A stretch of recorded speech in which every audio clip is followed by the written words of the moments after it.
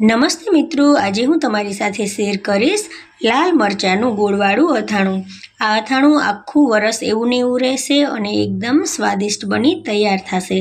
તમે તેને ભાખરી, થેપલા કે રોટલા સાથે પણ ખાઈ શકો। તો ચાલો રેસીપી શરૂ કરીએ।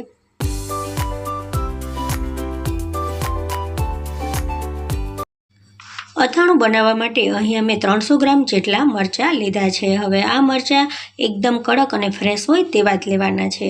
આપણે આખું વરસ માટે અથાણું બનાવવાનું છે, એ માટે જો ફ્રેશ અને કડક મરચાં હશે ને તો અથાણું આપણું સરસ મજાનું આખું વરસ એમને એમ જ રહેશે। મરચાંને ધોઈ લૂછી અને આ રીતે તેને કોરા કરી લેવા। હવે આપણે મરચાંને કાપી લઈશું। તો જે પણ સાઇઝમાં તમારે મરચાંને કાપવા હોય તે પ્રમાણે તમે કાપી શકો છો। અહીંયા હું લાંબા ચીરા કરી અને તેને 2 થી 3 ભાગમાં કાપી લઈશ। નાના નાના મરચાંના ટુકડા પણ તમે કરી શકો છો। તો આ રીતે બધા જ મરચાંને આપણે કાપી અને પહેલાં તૈયાર કરી લેવાના છે આ રીતે।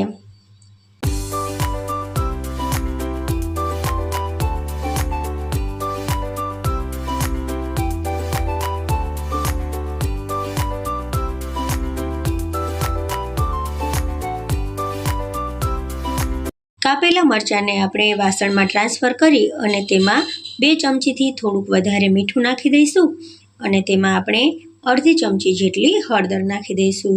હવે બંને વસ્તુઓને આપણે સરસ રીતે મરચાં સાથે મિક્સ કરવાની છે। તો સરસ રીતે મિક્સ થયા બાદ આપણે તેને 2 થી 3 કલાક માટે વચ્ચે વચ્ચે ચલાવતા રહી અને મૂકી દેવાનું છે। તો વારંવાર મરચાંને મિક્સ કરવાથી મીઠું અને હળદર છે તે મરચાં સાથે સરસ રીતે ભળી જશે અને તેમાંથી પાણી છૂટું પડશે। તો 2 થી 3 કલાક સુધી આ રીતે આપણે આ પ્રોસેસ કરવાની છે।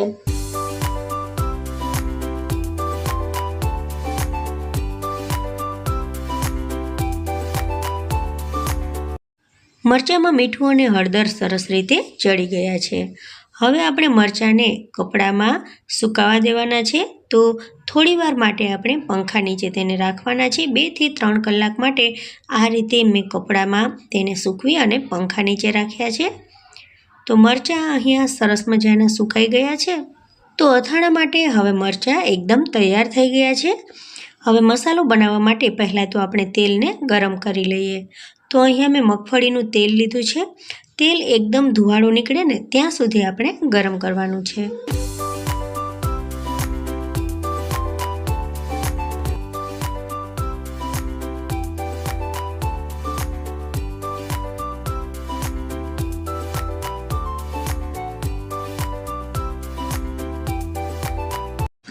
તો તેલ ગરમ થાય ને ત્યાં સુધીમાં આપણે બધા મસાલાને આ રીતે રાખી દઈએ।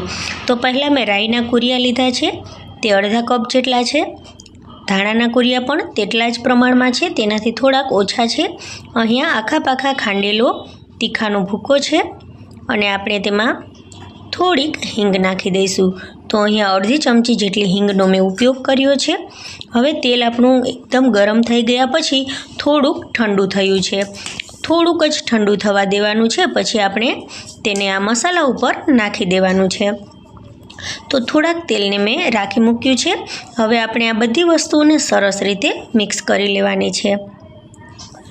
તો તેલ પહેલાં એકદમ ધુવાળા બંધ ગરમ કરવાનું અને પછી તેને થોડીવાર માટે ઠંડુ થવા દેવાનું અને પછી જ આ રીતે મસાલામાં નાખી દેવાનું। હવે આ બધી વસ્તુ ઠંડી થયા પછી આપણે તેમાં 2 થી 3 ચમચી જેટલું લાલ મરચું પાવડર નાખી દઈશું અને અડધી ચમચી જેટલી હળદર નાખી દઈશું। સાથે સાથે તેમાં સ્વાદ પ્રમાણે આપણે મીઠું પણ નાખી દઈશું। હવે આ બધી વસ્તુઓ છે ને એ મેં અંદાજ પ્રમાણે નાખી છે। હવે આ બધી વસ્તુઓને આપણે સરસ રીતે મસાલા સાથે મિક્સ કરી દઈશું। તેમાં અડધોથી પોણા કપ જેટલો મેં ગોળ નાખ્યો છે। તો અહીંયા મેં દેશી ગોળનો ઉપયોગ કર્યો છે। તેને પણ સરસ રીતે આપણે મિક્સ કરી લઈશું અને તેના ગાંઠા છે તે ઓગળે નહીં ત્યાં સુધી આપણે તેને આ રીતે મિક્સ કરતા રહેવાનું છે। હવે ગોળ મસાલા સાથે સરસ રીતે મિક્સ થઈ ગયો છે। હવે સુકાયેલા મરચાં તેમાં નાખી દઈશું અને તેને મસાલા સાથે સરસ રીતે મિક્સ કરી લઈશું। અહીંયા ગોળનું પ્રમાણ છે તે મેં અંદાજિત જ લીધું છે। તમારે ખાટા મીઠા મરચાં બનાવવા હોય તો તેમાં થોડુંક લીંબુ પણ નાખી શકાય। લીંબુનો રસ નાખવાથી મરચાં છે તેનો સ્વાદ એકદમ સરસ મજાનો ખાટો મીઠો આવશે. અને તેને બદલે તમે 3 થી 4 ચમચી જેટલું વિનેગાર પણ તેમાં નાખી શકો છો. તેને લીધે પણ મરચાં છે તે સરસ મજાના ખાટા મીઠા સ્વાદવાળા થશે. તો અહીંયા આપણું આ અથાણું બની અને તૈયાર થઈ ગયું છે. 2 દિવસ માટે તેને ચલાવતા રહીશું અને પછી તેને આપણે બરણીમાં ભરી દઈશું. તો 2 દિવસ સુધી આ રીતે ચલાવવાથી તેમાં રહેલા બધા જ મસાલા અને જે ગોળનો સ્વાદ છે તે મરચાંમાં સરસ રીતે બેસી જશે. તો હવે આપણા મરચાં બની અને તૈયાર થઈ ગયા છે. તેને કાચની બરણીમાં હવે ભરી લેવાના. કાચની બરણીમાં ભરતા પહેલાં બરણીને સરસ રીતે ધોઈ સૂકવી અને પછી જ તેમાં મરચાં ભરવા. તેથી મરચાં આખું વરસ ટકશે, બગડશે નહીં. તો અહીંયા આપણું લાલ મરચાંનું ગોળવાળું અથાણું તૈયાર છે. તેને તમે ભાખરી, થેપલા કે રોટલા સાથે પણ ખાઈ શકો છો. એકદમ સ્વાદિષ્ટ લાગે છે. તો મિત્રો, તમને જો મારી આ લાલ મરચાંના ગોળવાળા અથાણાની રેસીપી ગમી હોય ને તો મારી ચેનલને તમે લાઇક, શેર અને સબસ્ક્રાઈબ જરૂરથી કરજો.